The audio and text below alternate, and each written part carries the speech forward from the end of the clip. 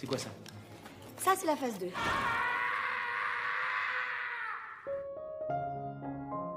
Halo teman-teman, di video kali ini admin mau nyeritain film yang berjudul Love Addict. Film ini menceritakan tentang seorang pria yang memiliki kecanduan dalam bercocok tanam, sampai-sampai dia dipecat dari pekerjaannya karena berani meniduri istri dan 2 putri bosnya. Ketika mendapat pekerjaan baru, pria ini lagi-lagi dihadapkan dengan istri bos yang sangat seksi, sehingga dia merasa bingung bagaimana caranya mengobati kecanduannya.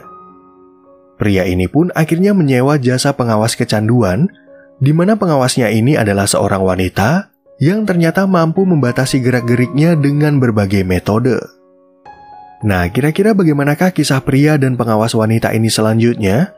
Yuk langsung aja admin mulai alur cerita filmnya. Cerita film ini berawal dari seorang pria bernama Gabriel, atau saya singkat aja menjadi Gaby. Ceritanya, Gaby ini kecanduan dalam bercocok tanam, dan karena saking banyaknya wanita yang udah dia tiduri, dia sampai lupa siapa nama wanita yang baru aja diajak beradu mekanik. Tu adores les bonbons crocodiles et tu gardes toujours les verres pour la fin tes préférés. Ketika turun ke lobi hotel, Gaby nggak sengaja melihat seorang wanita bernama Karina yang ceritanya sedang bersembunyi dari pengawas sewaannya. Namun Gaby malah memanfaatkan kesempatan ini, yaitu mengajak Karina untuk bercinta di kamar hotel tanpa mengetahui kalau Karina memiliki kecanduan dalam bermain api. Moi, j'en peux plus du mien, il me suit partout, c'est un cauchemar. Et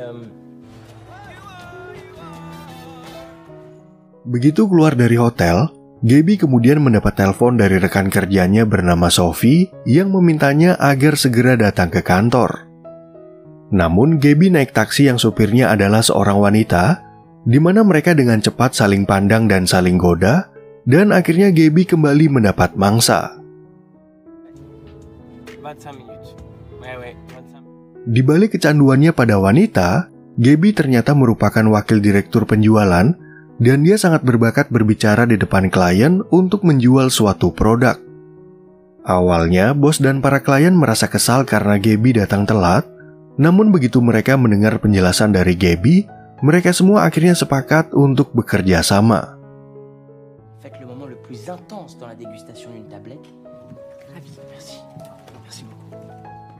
Setelah rapat dengan para klien udah selesai, Gaby kemudian dipanggil ke kantor atasan untuk menghadap bosnya yang bernama Debre. Sebenarnya Debre sangat terkesan dengan bakat Gaby, namun dia terpaksa memecat Gaby dari perusahaan karena Gaby ternyata telah meniduri sekretaris, istri, dan 2 putri Debre. Comme vous avez couché avec ma secrétaire, ma femme. Karena udah ketahuan, Gaby lalu berbicara tentang kecanduannya terhadap wanita, namun Debre tetap memecatnya dan tidak memberi pesangon karena Gaby sering datang telat. Viens, je te dois beaucoup, Gabriel. Je sais que t'es un chouette type.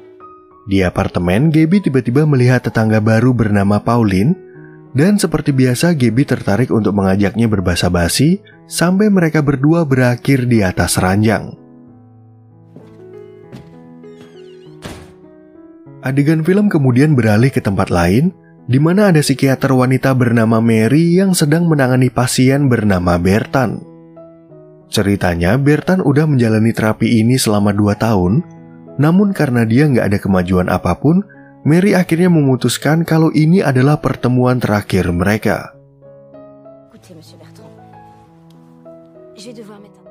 Karena nggak mau berhenti bertemu Mary, Bertan lalu mengancam kalau dia akan melompat keluar jendela, di mana awalnya Mary merasa ragu kalau Bertan akan melakukan perbuatan nekat.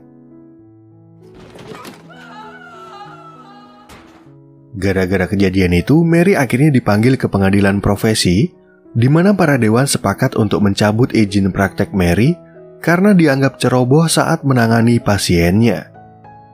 Vous avez kidnappé ce vieux monsieur avec la complicité de sa femme. Dalam kehidupannya, Gaby tinggal di apartemen yang cukup mewah bersama dengan pamannya yang bernama Joe. Kebetulan Joe udah tahu kalau Gaby dipecat dari pekerjaannya, dan dia udah bisa menebak kalau Gaby telah meniduri sekretaris, istri, dan 2 anak perempuan dari atasannya. Roland, c'est encore une très belle femme. Figure-toi qu'elle prend des cours de natation tous les... Selain masalah pekerjaan, Joe juga menebak kalau Gabby baru aja bercinta dengan tetangga baru mereka, sampai-sampai mereka mendengar suara pacar Pauline yang menemukan jam tangan milik Gabby. Gabby pun akhirnya berpikir untuk mencari pekerjaan baru, karena jika menganggur terlalu lama, dia akan kehabisan tabungan dan mereka bisa diusir dari apartemen. Tonton Joe, ça fait 2 ans que t'as pas quitté l'appart. Et alors? Keesokan harinya, Gabby kemudian melamar pekerjaan ke suatu perusahaan dan melakukan wawancara dengan direkturnya. Awalnya, Gabby sangat percaya diri akan kemampuannya, namun sayangnya dia langsung ditolak, walaupun si direktur juga mengakui kalau Gabby adalah marketing yang hebat. Gabby yang gak mau menyerah, lalu mencoba untuk melamar pekerjaan di berbagai perusahaan, namun ternyata gak ada satupun direktur yang mau menerimanya. Ternyata bos lama Gabby telah memberitahu kalau dia punya reputasi buruk, sehingga para direktur merasa takut menerima Gabby yang mungkin aja akan meniduri semua pekerja wanita. Sortez. Sementara itu di tempat lain, Mary bersama pacarnya yang bernama Benoit kebetulan diundang untuk mengikuti makan siang keluarga oleh ibu Mary. Sebenarnya Mary sangat membenci acara ini, jadi dia meminta Benoit agar tidak berbicara tentang pekerjaan, apalagi memberitahu ibunya kalau izin prakteknya telah dicabut. Namun ketika makan siang, ibu Mary yang bernama Regina terus aja membahas tentang cita-cita Benoit yang ingin membuka sebuah restoran. Benoit pun tentu merasa terganggu dengan topik ini, sehingga dia akhirnya mengatakan kalau izin praktek Mary udah dicabut, agar Regina mulai berbicara tentang pekerjaan Mary. Non mais en fait c'est pas vraiment ça, enfin je t'explique. Expliquez quoi? Mon petit poussin, t'as beaucoup de qualité. Beberapa waktu kemudian, Joe kembali bercerita tentang masa lalu bersama mantan istrinya yang udah bercerai dari 2 tahun lalu. Namun pada saat itu Gabby mendapat telepon dari seseorang yang ingin merekrutnya sebagai marketing, dan perusahaan ini merupakan perusahaan baru di Perancis. Bien, merci beaucoup. À demain. Sesuai telepon kemarin malam, Gabby lalu datang ke sebuah perusahaan yang bernama Sugar West yang ternyata dimiliki oleh orang Amerika yang bernama Dickinson. Ceritanya, perusahaan ini menjual baju dinas berkualitas premium, di mana mereka berani membayar Gabby sebesar 2 kali lipat dari gaji sebelumnya, dan 3 minggu lagi Gabby akan bertemu dengan Dickinson dan istrinya. On cherche le meilleur directeur marketing de Paris, et on va avoir besoin de toi. C'est un début, hein. Sesampainya di apartemen, Gabby merasa bahagia dengan pekerjaan barunya, karena selain gaji besar, ternyata di perusahaan ini nggak ada pegawai wanita. Awalnya, Gabby merasa tenang terhadap kecanduannya, namun ketika dia melihat istri Dickinson yang bernama Henrietta, Gabby jadi merasa khawatir karena Henrietta sangat seksi. Walaupun baru melihat fotonya, Gabby udah berpikir berbagai cara untuk meniduri Henrietta, dan dia jadi bingung bagaimana caranya menahan kecanduan ini. Gabby pun akhirnya berpikir untuk menjalani perawatan, karena jika dia sampai berani meniduri Henrietta, maka dia harus menanggung resiko yaitu kehilangan pekerjaan. C'est foutu. J'y arriverai jamais. Jamais. Keesokan harinya, Gabby akhirnya mencoba mengikuti kelas sharing dengan penderita yang sama, bahkan menjalani terapi hipnotis dari seorang ahli. Vous avez besoin de quelqu'un dans votre vie qui vous rappelle à quel point vous êtes une femme exceptionnelle, mais libre. Selain itu, Gabby juga membeli obat herbal yang katanya bisa menahan gairah, namun sebelum dia pulang dan mencobanya, Gabby malah meniduri penjualnya. Oui, j'ai tout essayé, je sais plus quoi faire. Gabby yang masih khawatir bertemu dengan Henrietta, lalu bertanya kepada rekan kerjanya bernama Remy, kenapa pertemuan ini harus diadakan di rumah Dickinson di luar kota. Ternyata Gabby takut bertemu mereka secara privat, karena jika dia sampai mendapat kesempatan berdua bersama Henrietta, Gabby merasa khawatir kalau dia nggak bisa mengendalikan dirinya.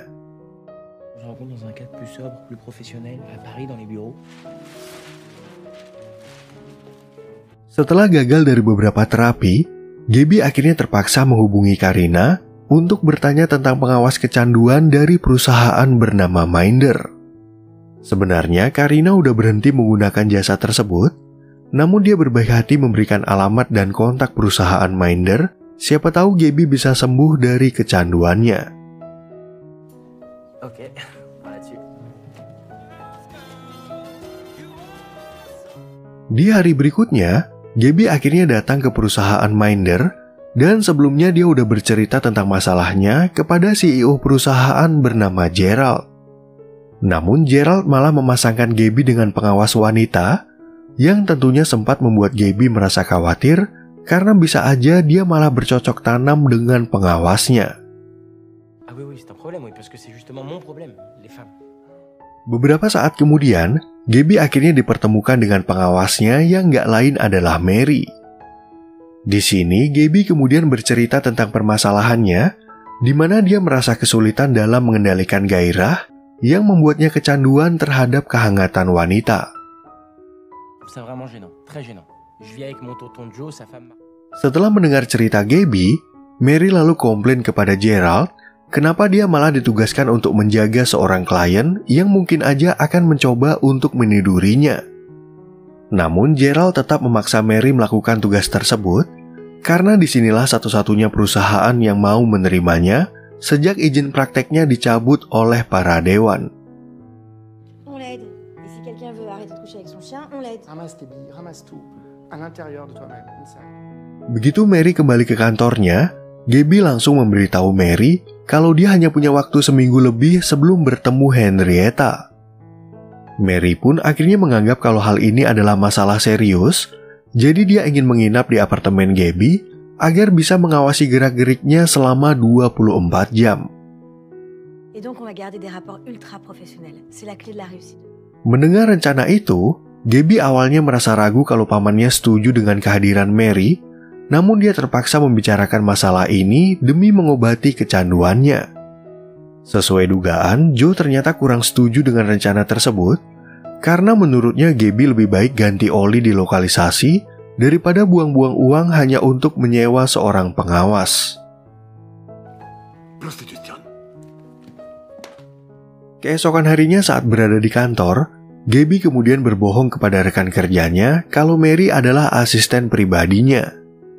Kebetulan pagi ini Gaby ada jadwal untuk mengikuti konferensi iklan, di mana Mary ngotot untuk ikut ke acara itu, karena Gaby pasti akan bertemu dengan banyak marketing cantik. Promotion, développement, c'est extrêmement important pour le lancement d'une marque. Sesuai perkiraan Mary, acara ini ternyata dihadiri oleh banyak wanita cantik, di mana Gaby pasti akan mengeluarkan jurus pamungkasnya agar bisa mendapatkan mangsa. Untungnya, Mary memiliki ide bagus untuk memasang sabuk setrum di badan Gaby, karena jika sampai dia mengucapkan rayuan gombal, maka Mary nggak akan segan-segan untuk menyetrumnya.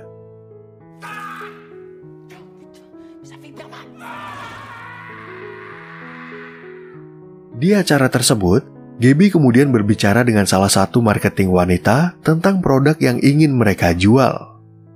Di sini, Mary harus berulang kali menyetrum Gaby, karena Gaby sangat kesulitan dalam mengontrol ucapannya yang ingin mengajak wanita itu untuk makan malam di sebuah hotel.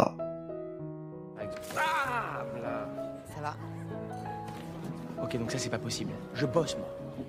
Beberapa saat kemudian, tiba-tiba datang CEO wanita bernama Claire, dan menurut Gaby hal ini merupakan kesempatan langka untuk mengenalkan produk mereka. Namun seperti biasa Gaby selalu keceplosan mengucapkan rayuan gombal, dan hal itu membuat Mary merasa kesal karena Gaby nggak pernah kapok merasakan setrum. Sepulangnya dari bekerja, Mary kemudian meminta izin kepada Benoit kalau dia akan menangani pasien yang kecanduan terhadap wanita. Namun Benoit sama sekali nggak merasa khawatir, sehingga Mary menjadi sangat marah dan akhirnya memutuskan hubungan mereka karena Benoit juga merupakan cowok Mokondo. J'ai tout essayé, Benoît. Setelah putus dari Benoit, Mary lalu segera pergi ke apartemen Gaby demi menjalankan rencana sebelumnya, yaitu mengawasi Gabby sebelum bertemu Henrietta. Selain itu, Mary sengaja mengundang tetangga Gabby untuk makan malam, namun acara itu terasa sangat canggung karena pacar Pauline merasa curiga kalau Gabby lah yang telah meniduri Pauline. Jolie montre. Je l'ai trouvé. Du coup, je l'ai... Setelah makan malam udah selesai, Mary tiba-tiba melihat kalau Gabby nggak ada di apartemen, sehingga dia bertanya kepada Joe tentang keberadaan Gabby.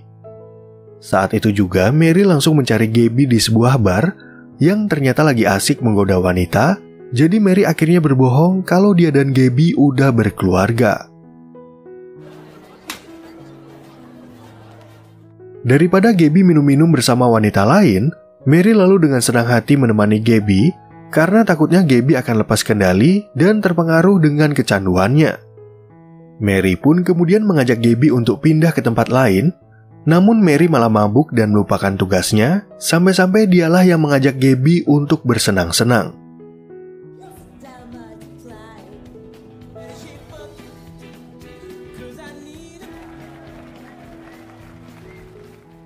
Keesokan harinya saat sampai di kantor, Gabby tiba-tiba merasa terkejut melihat banyak wanita yang ternyata merupakan influencer.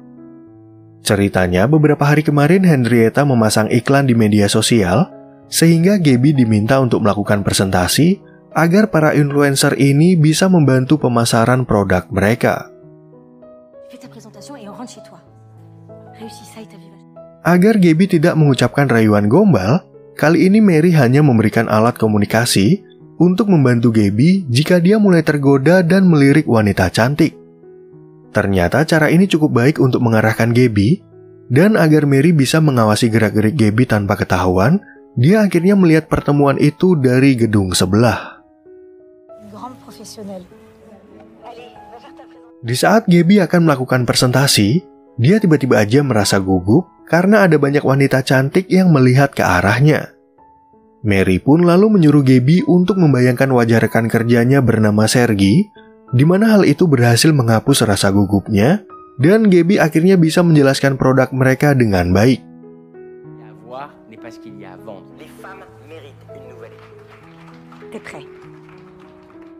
Ketika presentasi itu udah selesai, Gabby lalu dihampiri oleh salah satu wanita yang ternyata tertarik pada produk mereka dan ingin berbicara lebih dalam bersama Gabby. Namun alat komunikasi Gabby tiba-tiba aja mengalami kendala, sehingga Mary terpaksa berbuat nekat untuk menghalangi Gabby karena takutnya Gabby akan mengajak wanita itu untuk berkencan. Gara-gara kejadian barusan, Mary akhirnya dirawat di rumah sakit karena dia dianggap ingin bunuh diri. Nggak lama kemudian, Gabby datang menjenguk Mary, namun Mary berpura-pura kalau Gabby adalah pacar barunya, dan sandiwara mereka ternyata membuat Regina merasa canggung. Sebelum Regina meninggalkan mereka, dia sempat mengundang Gabby untuk makan malam bersama keluarga, dan ternyata Regina lebih menyukai sosok Gabby daripada Benoit. Gabby pun akhirnya mengucapkan terima kasih atas pengorbanan Mary, dan berkat pengawasan yang profesional, dia merasa lebih percaya diri untuk bertemu dengan Henrietta. Si, c'est cool. Enfin, je veux dire, ça me fait plaisir, quoi. Di saat Gabby akan berangkat ke rumah Regina, dia tiba-tiba aja dijemput menggunakan mobil mewah yang nggak taunya adalah Henrietta. Tentu aja Gabby merasa bingung kenapa Henrietta menjemputnya, karena menurut informasi dari Remy, pertemuan mereka ini seharusnya diadakan akhir pekan. Walaupun mereka berdua baru bertemu, Henrietta ternyata udah mengetahui tentang reputasi buruk dari Gabby, dan dia udah bisa menebak kalau Gabby ingin menidurinya. Sebenarnya, Gabby kepikiran dengan janji makan malamnya bersama Mary, namun dia nggak bisa berbuat apa-apa, karena mau tidak mau Gabby harus mematuhi perintah Dickinson.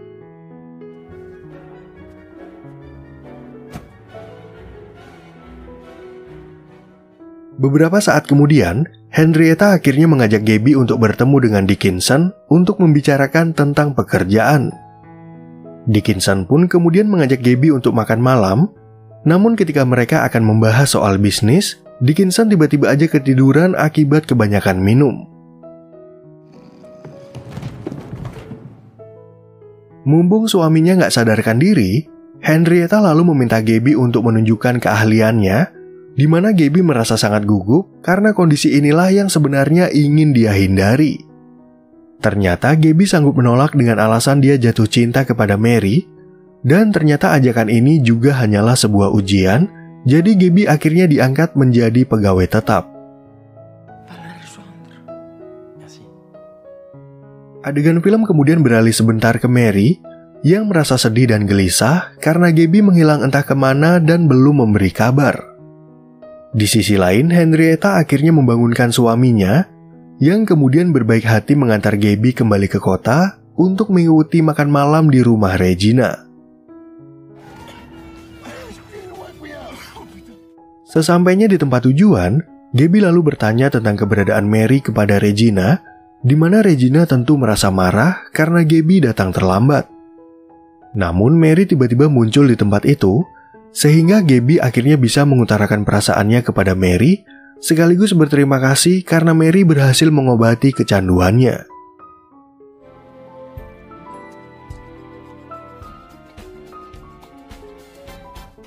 Nah, oke teman-teman, sekian ya perjumpaan kita di alur cerita film yang berjudul Love Addict. Semoga teman-teman semua merasa terhibur sama alur cerita film ini, dan sampai jumpa di video yang berikutnya.